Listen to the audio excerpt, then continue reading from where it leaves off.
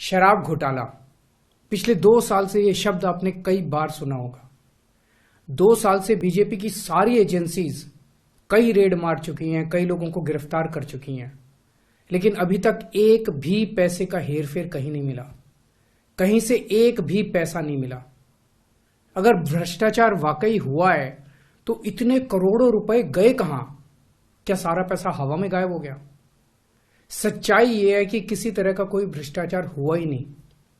अगर होता तो पैसा भी मिलता। ऐसे फर्जी केस में आम आदमी पार्टी के कई नेताओं को इन्होंने अभी तक जेल में रखा हुआ है। किसी के भी खिलाफ कोई सबूत नहीं है, कुछ साबित नहीं हो रहा, खुलेआम गुंडागर्दी चल रही है, किसी को भी पकड़ के जेल में डाल दो। अब बीजेपी मुझे गिरफ्तार करना चाहती है। मेरी सबसे बड़ी संपत्ति, मेरी सबसे बड़ी ताकत मेरी ईमानदारी है। झूठे आरोप लगा के, फर्जी समन भेज के ये मुझे बदनाम करना चाहते हैं, मेरी ईमानदारी पे चोट करना चाहते हैं। इन्होंने मुझे समन भेजे हैं।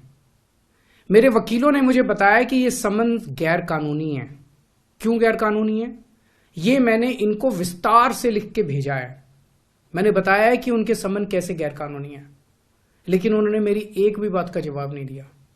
इसका मतलब उनके पास मेरी बातों का जवाब नहीं है। इसका मतलब वे भी मानते हैं कि उनका नोटिस गैर कानूनी है। क्या मुझे एक गैर कानूनी समन का पालन करना चाहिए? अगर कानूनी रूप से सही समन आएगा तो मैं पूरा सहयोग करूंगा।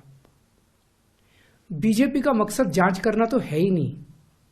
इनका मकसद तो लोकसभा चुनाव में मुझे प्रचार करने से रोकना है। ठीक लोकसभा चुनाव के पहले इन्होंने मुझे समन भेजा है। क्यों? इस जांच को चलते 2 साल हो गए। अभी ठीक लोकसभा चुनाव के पहले मुझे क्यों बुलाया जा रहा है? पहले क्यों नहीं बुलाया? सीबीआई ने मेरे को 8 महीने पहले बुलाया था। मैं सीबीआई में गया था, उनके सारे जवाब भी दिए थे। लेकिन अब ये लोग ठीक लोकसभा चुनाव के 2 महीने पहले मुझे बुला रहे हैं। तो बीजेपी का मकसद कोई पूछताछ करना थोड़ी है। इनका मकसद है पूछताछ के बहाने केजरीवाल को बुला लो और उसे गिरफ्तार कर लो, ताकि मैं लोकसभा चुनाव में प्रचार ना कर पाऊं। आज बीजेपी